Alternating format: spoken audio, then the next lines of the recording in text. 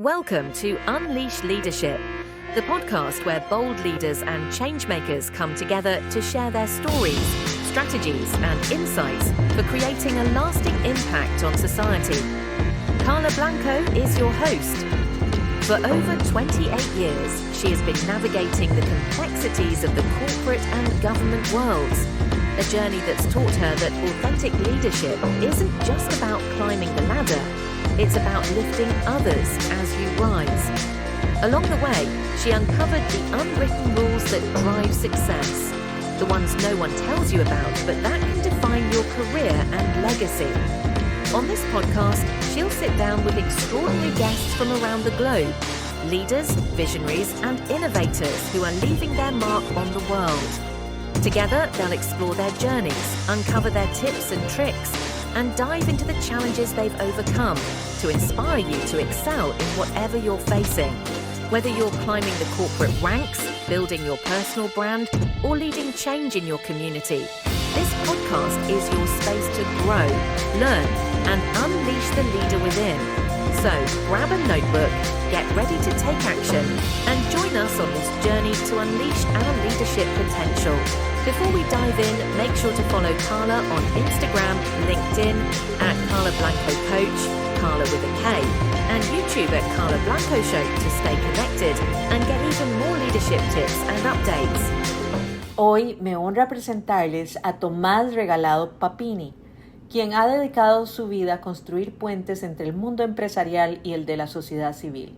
Con más de 25 años de trayectoria, ha liderado iniciativas de sostenibilidad y desarrollo a través de Fundemás y Fundazúcar, impactando positivamente a El Salvador y Centroamérica.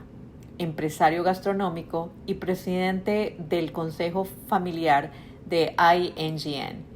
Combina visión estratégica con profundo compromiso social. Su experiencia abarca desde alinear generaciones en empresas familiares hasta promover la identidad culinaria salvadoreña, demostrando que el liderazgo puede transformar realidades. Es licenciado en Relaciones Internacionales de la Universidad de Georgetown, Estados Unidos, y tiene una maestría en Administración de Empresas de la Pontificia Universidad Católica de Chile. Está casado y tiene 3 hijos. Tomás, bienvenido. Es un honor tenerte aquí.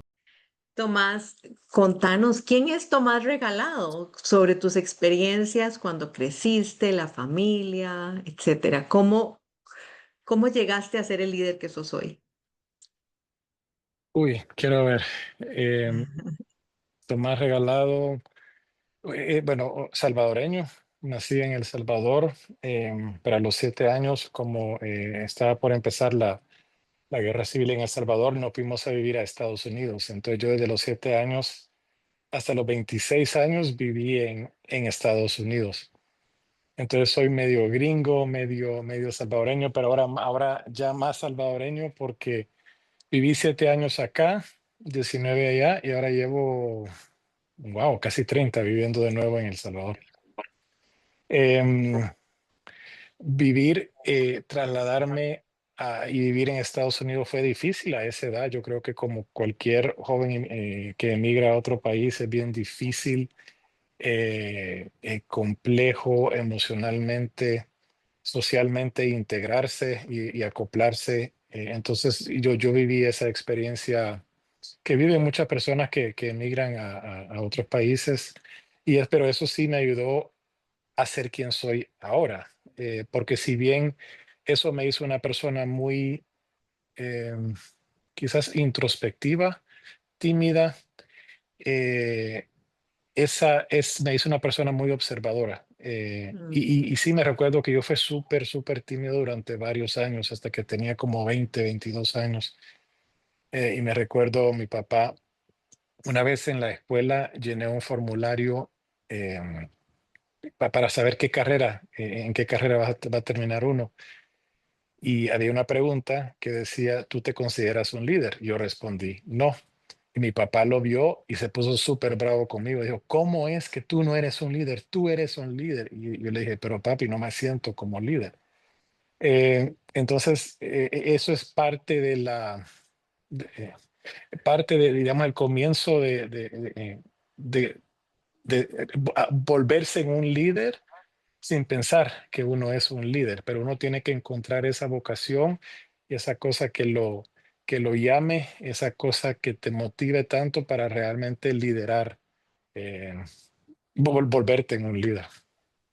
Ay, qué bonito. ¿Y qué recuerdos tenés de tu infancia con tu familia? Y bueno, tal vez contarnos un poquito de esa experiencia como familia en Estados Unidos y luego contarnos de tu familia actual también. Me refiero a tu esposa, a tus hijos. Bueno, fuimos cuando vivimos en Estados Unidos una familia muy unida. Pasábamos los fines de semana juntos. Yo sentí que mis papás fueron unos padres bien dedicados a nosotros. Y en realidad, a pesar de que yo quizás tenía temas sociales o de integración, con mi familia no. Entonces sí, mi familia siempre fue un refugio. Y ahora que yo soy padre de familia y puchica, mis hijos tienen 23, 20 y 18, que ya están grandecitos y ya estamos por hacernos, un amigo dice que ya no vamos a ser pájaros libres, no, ¿cómo se dice? Empty nest en español.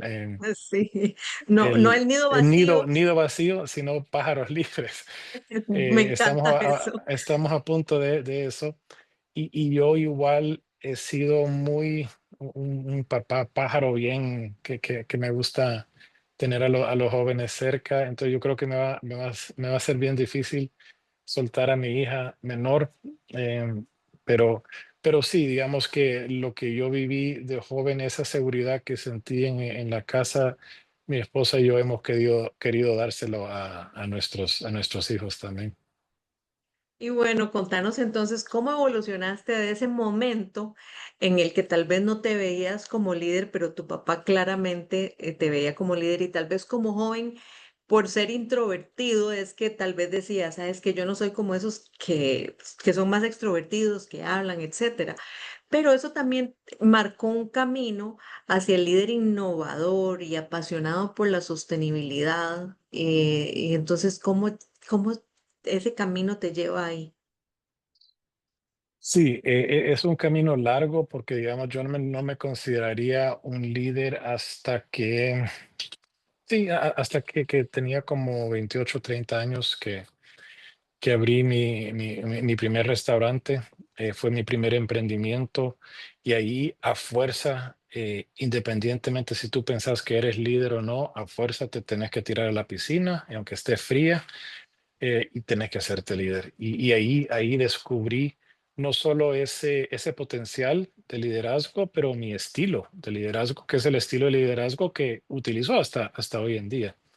Entonces, ese primer, digamos, la universidad, de los 20 y pico a los 28, igual no me sentía líder porque no tenía, digamos, una vocación, algo a qué apostarle. Entonces yo siento que tenés que apostarle a algo, tenés que ser muy apasionado de algo, pero si yo me estaba preparando, yo estaba cocinando, yo vivía en Nueva York.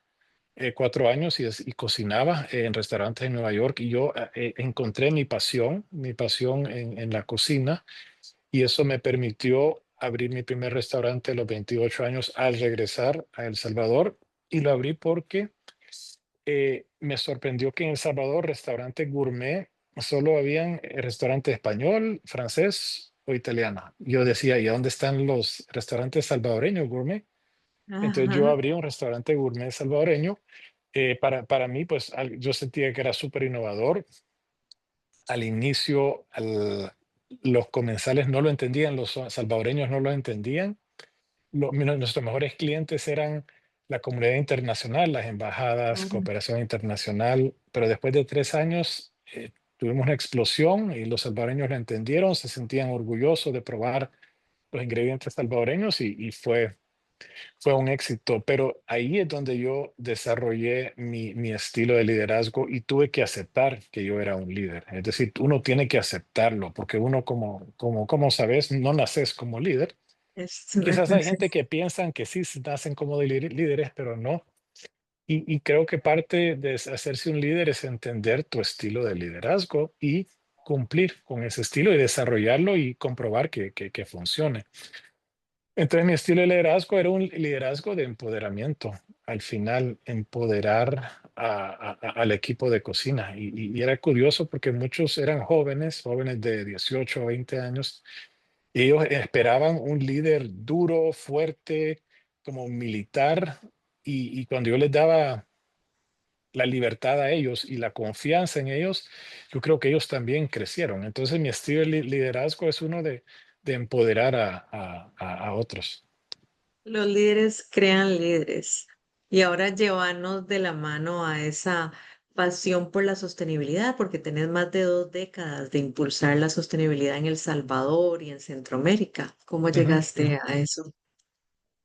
Similar a lo de la cocina, pero fue un camino un poco diferente, porque yo regresé a El Salvador a trabajar con mi papá en las empresas de la familia. Y yo cuando empecé a conectarme con las empresas, eran empresas agrícolas, yo veía algo que faltaba, y faltaba esa conexión con los empleados, con la comunidad, el entorno que rodea a una empresa, porque yo en mi interior yo sentía que una empresa tiene que ser un buen vecino y no necesariamente las empresas en el mundo o en El Salvador eran buen vecinos, sino que las empresas funcionaban en ese entonces y históricamente, y esto se puede decir a nivel global, funcionaban para generar riqueza a coste de cualquier cosa, a coste de la comunidad, a coste del medio ambiente. Entonces yo decía, puchica, yo tengo una visión de cómo hacer negocios, pero no sé cómo hacerlo. Entonces empecé a investigar y investigar y se hablaba de responsabilidad social empresarial y en eso fui a una conferencia en Estados Unidos y fue como una conferencia de sostenibilidad. Y para mí fue un gran despertar porque encontré un movimiento que se emparejaba con mis intenciones, lo que yo sentía que faltaba. Entonces ahí ya empecé a entender, wow, hay una comunidad, hay un movimiento similar a lo que yo quiero. Entonces ahí empecé a investigar y a meterme de lleno en el tema, a impulsarlo y encontrar organizaciones que ya existían en El Salvador que ya lo hacían. Y ahí, así como yo tuve la pasión por la cocina, empezó esta pasión por la sostenibilidad y una nueva forma de hacer negocios que tome en cuenta el entorno natural, el entorno social de una empresa y trabajar en función de ser un buen vecino. ¿Y cuál ha sido el mayor aprendizaje en ese camino? Bueno, definitivamente, bueno, bueno, varios. El mayor aprendizaje es que es inevitable que una empresa no puede ser exitosa si no es sostenible.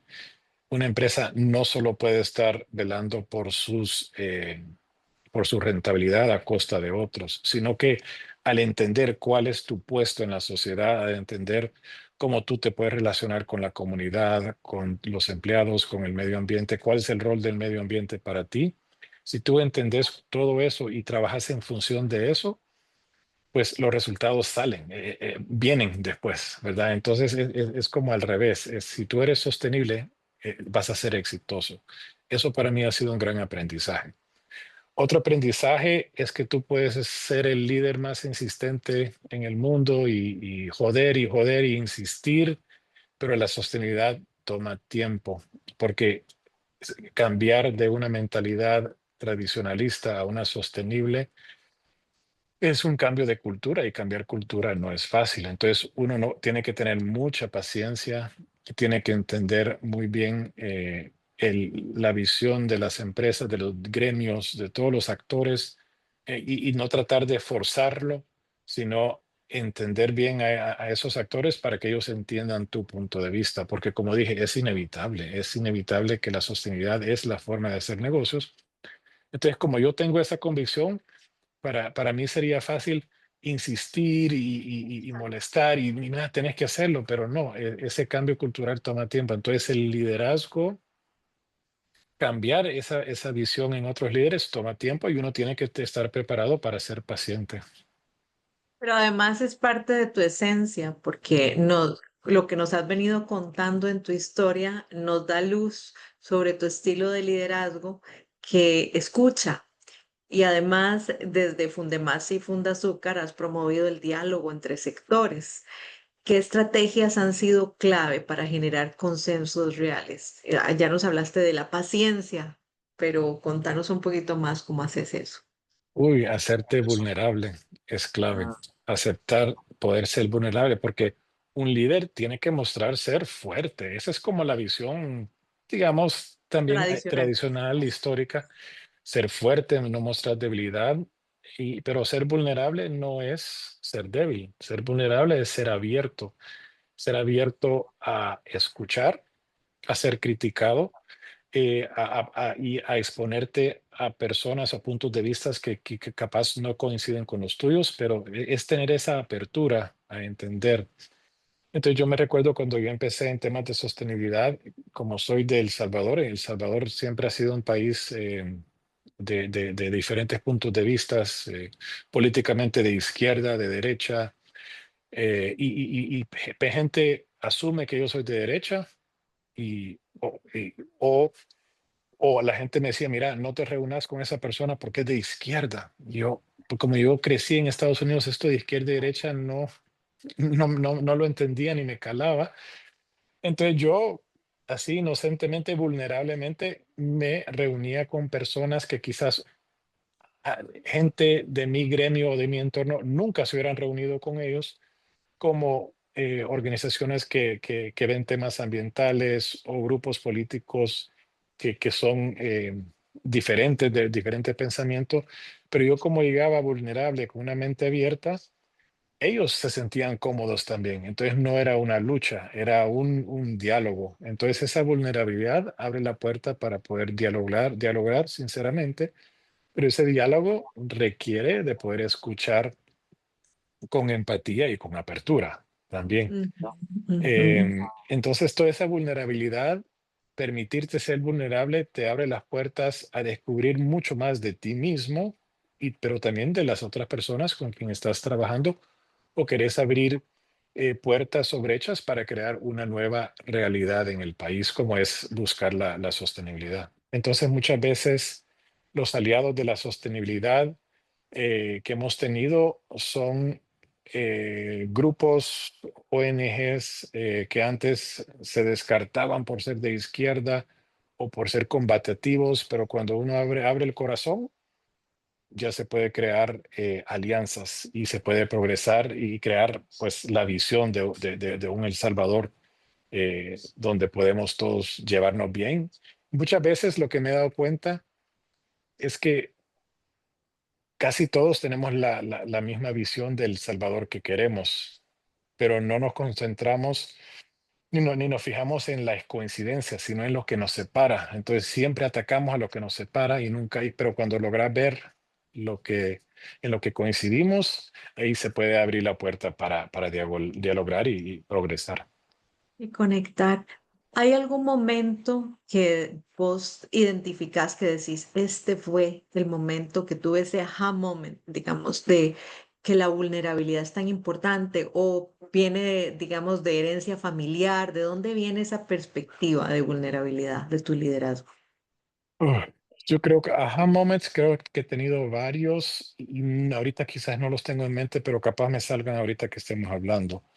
Pero yo creo que parte es haber sido una persona tímida toda la vida que siempre escuchaba y siempre escuchaba a adultos, escuchaba a compañeros, a personas peleándose, a personas llevándose bien. Entonces yo quizás ser tan observador, yo entendía como esos momentos cuando una conversación se volvía negativa o cuando una conversación se volvía Mm. positiva o cuando una conversación lograba desarrollarse de una forma tranquila y pacífica. Entonces, todo ese, digamos, esa acumulación de timidez y de observación llegó a un punto, y quizás tenía 30 y pico de años, no era joven, donde dije, puchica, ya aprendí suficiente, ya quiero poner en práctica todo esto que yo pensaba que era un síntoma de mi timidez, pero realmente era uno, y yo lo estaba tomando sin saber como una oportunidad de aprender. Mm, y qué interesante. entender cómo las relaciones humanas funcionan. Entonces yo, y no te puedo identificar el momento, pero yo dije, puchica, yo, yo puedo ser un puente, yo puedo ser una persona que conecta, articula a personas a puntos de vista diferentes. Y ese momento fue súper poderoso, aunque no te puedo identificar el momento, pero ya me empecé a soltar, a hablar, a llamar a alguien que quizás antes me daba temor hablar, conectar a personas que no conocía. Y algo interesante, quizás pensando cuando yo era joven y cuando estaba en la escuela, yo no tenía mi grupito de amigos, yo tenía amigos en diferentes grupos. Sí tenía digamos, mis mejores amigos, pero yo tenía amigos en diferentes grupos. Entonces siempre me interesaba conectarme con personas que tenían diferentes pensamientos. Entonces, ese proceso evolutivo que tuve de joven, un día dije, "Oh, ya es hora de ponerlo en práctica".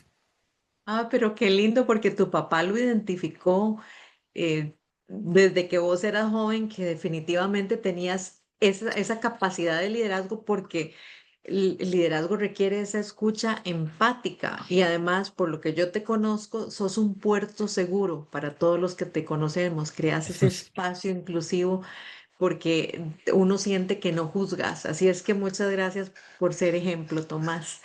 Gracias, Pero gracias, Carla. vamos a tu esencia como chef y empresario gastronómico. Ya nos contaste un poquitito de cómo conectabas con la cultura, cómo hiciste para conectar con la esencia de la cultura, creando este restaurante salvadoreño gourmet. Pero además quisiera que lo conectes con la sostenibilidad, porque todo de alguna forma se conecta. Entonces, ¿cómo conectas la cultura, la identidad nacional con la sostenibilidad? Y es algo que se vive más y más ahora en los restaurantes de hoy en día, aquí en El Salvador y realmente en todo el mundo. Eh, Hoy en día hay muchos restaurantes que son salvadoreños, que su fin es conectarse con, no solo con ingredientes salvadoreños, pero con productores agrícolas salvadoreños, productores que trabajan en productos autóctonos y lo hacen con mucho orgullo y cariño. Entonces ellos crean y abren el mercado para estos productores, para los pescadores sostenibles que mantienen, eh, eh, que saben qué pescar, cuándo pescarlo y respetan toda la cadena para entregarle a un restaurante. Yo, digamos, sin tener esa visión de sostenibilidad, lo hacía sin querer queriendo porque yo también me iba al mercado a buscar proveedores de productos autóctonos. No quería importar productos, prefería entender cómo funcionaban las temporadas en El Salvador y en Centroamérica. Como tú sabes, aquí cambia la temporada constantemente. Y no digo temporada lluvia o sequía, sino que cada 2 meses salen nuevos frutas y verduras al mercado, ¿verdad? Es impresionante Ujú. la bondad, todo lo increíble que tenemos de productos en El Salvador. Entonces yo visitaba el mercado, conocía los proveedores y aseguraba siempre tener lo de temporada y lo salvadoreño. Entonces, sin querer queriendo, yo fortalecía la cadena de valor local, que es un tema Ujú. sostenible. No impactaba el medio ambiente buscando productos importados, sino todo local. Entonces, ahí hay ahorros en temas de gasolina, en huella de Exacto. carbono, que en ese entonces la huella de carbono no la entendía. Entonces, sí, sin querer queriendo, mi filosofía ya era sostenible en el restaurante sin realmente entenderlo así. Ah, qué bien, un líder visionario. Muchísimas gracias, Tomás. Y además lideras un consejo familiar y eso implica alinear generaciones, visiones, cómo logras mantener la armonía sin frenar la innovación. Y eso es buena pregunta. Realmente ok, entonces yo soy el presidente del consejo familiar de la empresa familiar a la que yo pertenezco. Yo soy cuarta generación Y como mencioné, pues ya mis hijos tienen 20 y pico de años y hijos de mis primos tienen 30, 30 y pico. Entonces ya la quinta generación está con entusiasmo de integrarse al quehacer de las empresas familiares. Entonces a mí me toca coordinar, armonizar la cohesión familiar, las expectativas de la familia, manejar la relación familia-empresas. Y requiere de mucha escucha, de mucha empatía, definitivamente, y de entender cómo piensan los de la tercera y cuarta generación y qué tan diferente es el pensamiento y la visión de la quinta generación y cómo empezamos. La innovación entra cuando empezamos y todos los de la cuarta y tercera generación empiezan a aceptar que la visión de la quinta generación tiene valor, porque los de quinta generación vienen con otras ideas, otro chip totalmente, y al permitir ese diálogo entre generaciones es que se abre la puerta para la innovación. Y antes uno pensaba, o hay miembros de la familia que dicen, no, no, son muy jóvenes, tenemos que seguir la línea de la cuarta generación y no, la innovación se abre cuando tú abrís de una forma respetuosa y ordenada la opinión y la visión de otros puntos de vista, en este caso de la quinta generación. Definitivamente, cuando tenemos diversidad de perspectivas se generan nuevas soluciones. Pero esa empresa no es el restaurante, es una empresa familiar No, es una que empresa incluye. familiar, sí, fue fundada por mi abuelo y su hermana hace 65, 70 años. Ay, qué bien, muchas gracias por ese ejemplo de cómo lograr trabajar con diferentes generaciones e integrar las visiones para lograr continuar innovando. Y en tu experiencia, ¿cómo puede el liderazgo empresarial influir positivamente en la transformación social y ambiental de un país? ¿Cómo? Repetirla, porfa.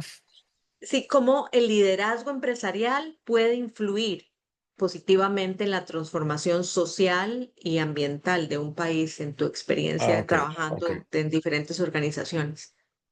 La clave es que una empresa entienda que el centro de una empresa, obviamente el resultado, como dije anteriormente, es generar riqueza, generar resultados, pero la clave es ser ético. Entonces, cuando una empresa entiende que la ética es el núcleo, es el sol alrededor de que rodea, que ocurre todo, una visión ética empresarial permite tener impacto positivo social y ambiental. Em, pero tenés que saber que parte de esa ética es tomar en cuenta lo social y ambiental, porque uno puede decir, yo soy ético en mis cuatro paredes, pero no tengo que ser ético afuera de las cuatro paredes. Es decir, es una ética que permea y sale afuera de tus cuatro paredes, sale a todo tu entorno. Entonces, para mí es entender que la ética es algo mucho más dentro de tus cuatro paredes. Es algo que genera, cuando tiras una piedra al agua y generas la piedra genera Ripples. las ondas del Exacto. agua y tenés que generar esas ondas. Muchas gracias. Es esa conexión, no estamos aislados, ¿verdad? Ujú, Entonces, exacto. contanos sobre algún mentor que haya marcado tu vida y tu carrera profesional. Mm. Tantos, realmente tantos mentores, comenzando por mi papá, su liderazgo callado también.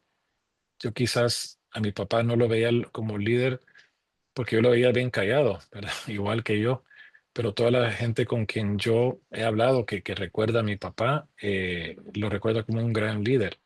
Y esa fuerza silenciosa me la trasladó a mí y yo no la logré apreciar hasta que ya era mayor.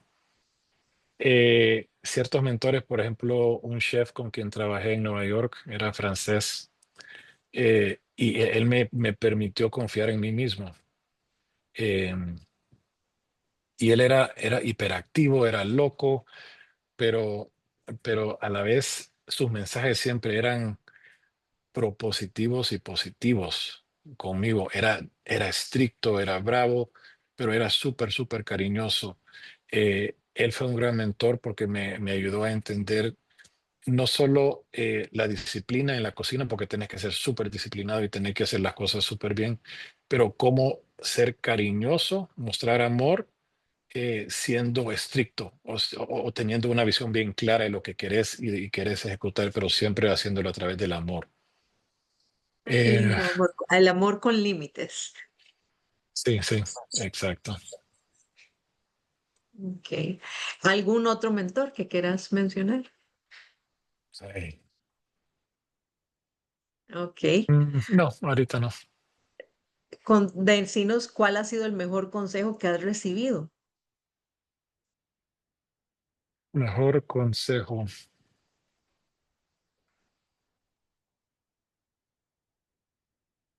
No, no me recuerdo quién me lo dijo.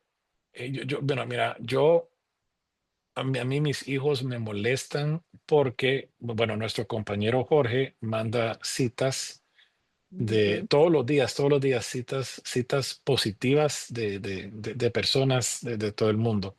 Yo se las mando a ellos y siempre hago un análisis de las citas y mis hijos, ay, puchica, papi, tú y tus citas. Y esas citas son consejos al final del día, son citas cortas de una o dos líneas que son consejos de cómo ser una mejor persona, un mejor líder, más empático. Eh, pero quizás el mejor consejo que he tenido, y realmente no me recuerdo quién fue, pero es amarte a ti mismo. Eh, y cuando me lo dijeron a mí, yo no lo entendía. ¿Cómo te puedes amar? Yo no entendía que uno se tiene que amar. Yo pensaba que tenías que amar a los demás.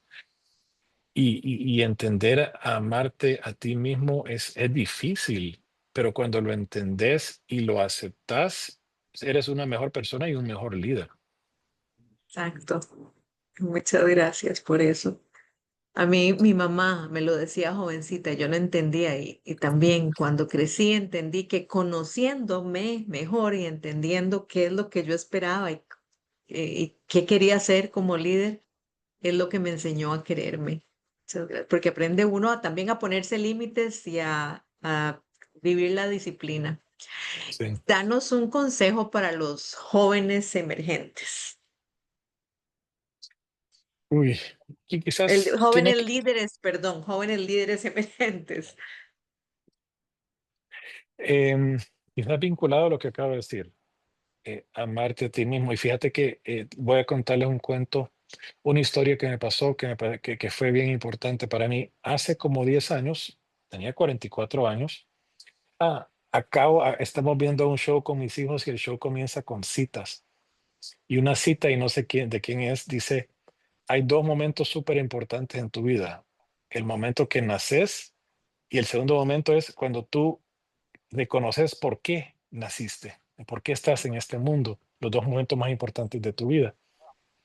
Y, y, y yo reconocí ese segundo momento, por qué yo estoy aquí, hace 10 años, imagínate, cuando tenía 45 años.